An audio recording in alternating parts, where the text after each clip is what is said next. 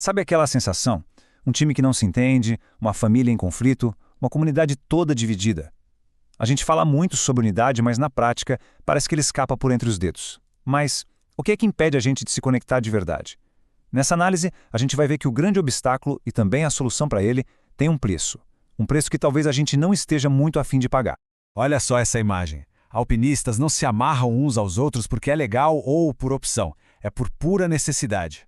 A corda ali significa que a queda de uma pessoa não é o fim da linha. Pelo contrário, é justamente o momento em que a força do grupo todo entra em ação.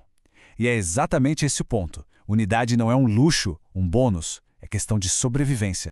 Ok, mas se essa corda é tão vital, o que é que arrebenta? O que transforma essa linha que salva vidas num ponto de ruptura total? Em sua carta aos Filipenses, o apóstolo Paulo dá um diagnóstico que, olha, é de cair o queixo. A causa principal da desunião não é diferença de opinião, não é mal entendido. É algo muito mais profundo, mais corrosivo, é a ambição egoísta. É aquele impulso de se colocar em primeiro lugar, que age como uma tesoura, cortando fio por fio os laços que nos mantêm juntos. E para ser bem específico, Paulo usa uma palavra grega com muita força, eritheia.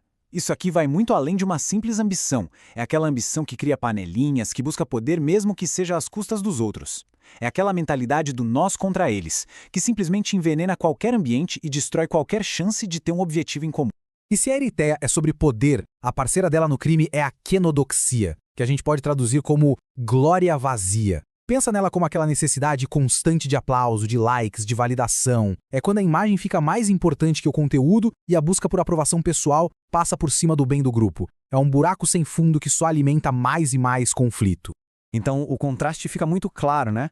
De um lado, a gente tem a ambição egoísta e a vanglória que arrebentam as correntes da unidade. Do outro, as virtudes que fortalecem essas correntes. Consolo, amor, comunhão, afeto, misericórdia. No papel, a escolha parece óbvia, mas a gente sabe que, na vida real, colocar isso em prática é que é o grande desafio. Certo. Então, como a gente luta contra esses impulsos tão destrutivos? Paulo não aponta só o problema, ele também receita a cura. E a cura não é uma lista de regras, mas uma mudança radical de mentalidade. É como instalar um novo sistema operacional para as nossas interações, baseado no modelo definitivo. E aqui está a instrução principal. O chamado não é para um comportamento passivo, tipo, seja bonzinho ou evite brigas. Não.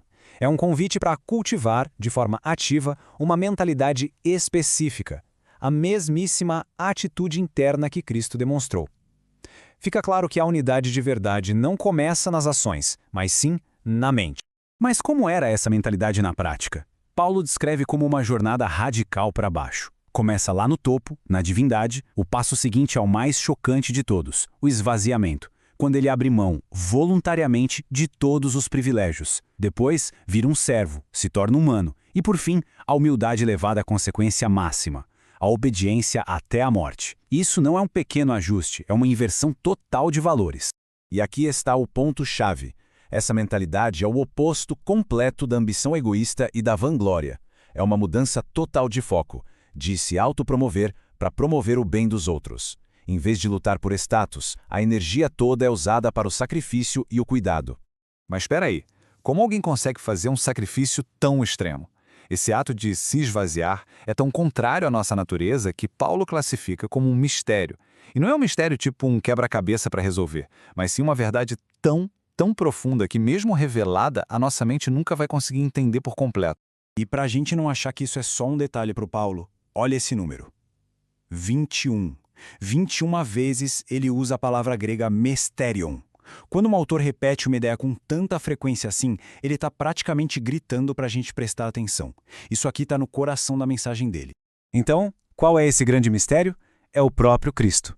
É a ideia de que a graça infinita de Deus se tornou visível, palpável, mas a profundidade disso tudo sempre vai estar além do nosso alcance. E é aqui que tudo se conecta. A unidade que a gente tanto procura não é só uma técnica de relacionamento. Ela está ancorada nesse exemplo, que é quase impossível de sondar, de amor sacrificial.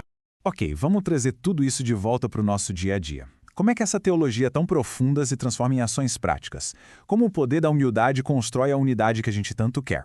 Para entender o poder da humildade, vamos primeiro olhar para o oposto dela através de uma frase curta, mas brutal. Loucura nunca se une. Para e pensa no peso disso por um instante. É uma afirmação chocante sobre a natureza da desunião. O que isso quer dizer? Quer dizer que uma comunidade que se consome em ambição egoísta e vanglória está, na essência, num estado de autodestruição. É uma forma de loucura coletiva onde o grupo trabalha ativamente contra o próprio bem-estar, jogando fora todo o seu potencial e toda a sua força. Então aqui está o antídoto prático para essa loucura. A unidade não acontece por acaso, ela é construída de forma ativa quando a gente escolhe olhar para os interesses dos outros. E a palavra-chave aqui é genuína. Não se trata de uma tolerância educada ou de indiferença, mas de um cuidado real, proativo, com aquilo que importa para as outras pessoas. E isso tudo nos deixa com a pergunta que realmente importa, a que vai além de qualquer análise. Deixando a teologia e as palavras de lado por um momento, o que significa no nosso dia a dia, na nossa próxima conversa, cuidar de verdade dos interesses de outra pessoa? Porque é na resposta a essa pergunta vivida na prática que a verdadeira unidade deixa de ser um ideal e começa a virar realidade.